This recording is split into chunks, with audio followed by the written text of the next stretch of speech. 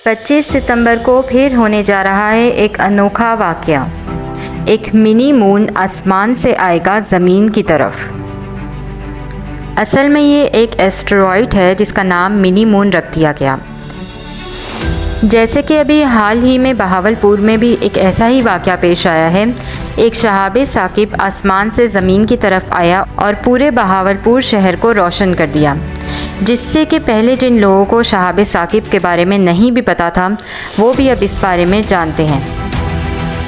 लेकिन अगर फिर से बात की जाए तो शहाबे साकिब वो पत्थर होता है जो किसी दूसरे प्लैनेट से हमारी ज़मीन की तरफ आता है।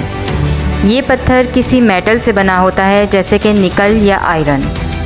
लेकिन जो पत्थर 25 सितंबर को ज़मीन की तरफ आएगा वो साइज़ में इससे बड़ा होगा, जिसे हम इंग्लिश में एस्टेरॉयड कहते हैं और इसे मिनी मून का नाम भी दे दिया गया है।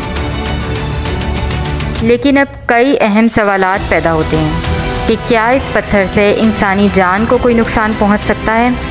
क्या इससे नबातात या समंदर में रहने वाले जानदारों को कोई नुकसान पहुंच सकता है? और क्या इसको इंसानी आँख से देख सकते हैं या नहीं? इस एस्टेरॉयड का साइज़ 10 मीटर यानी 33 फीट होगा, जो 25 सितंबर को ज़मीन की तरफ आएगा।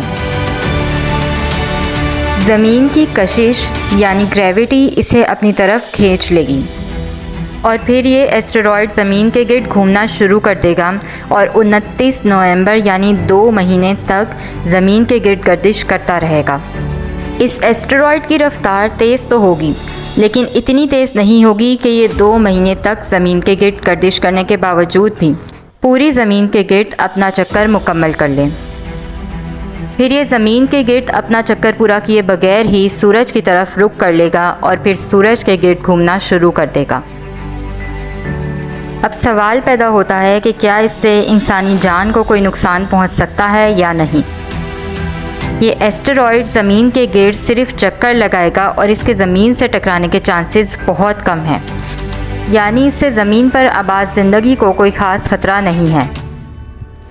लेकिन अगर फ़र्ज़ किया जाए कि ये एस्टेरॉयड ज़मीन से टकरा भी जाता है तो इसका साइज़ 10 मीटर है, जिसकी वजह से कोई बड़ा हादसा होने के चांस बिल्कुल कम हैं।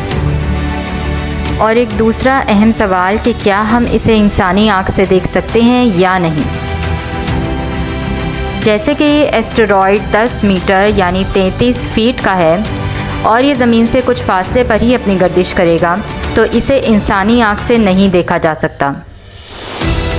लेकिन हाँ, इसे टेलीस्कोप से ज़रूर देखा जा सकता है।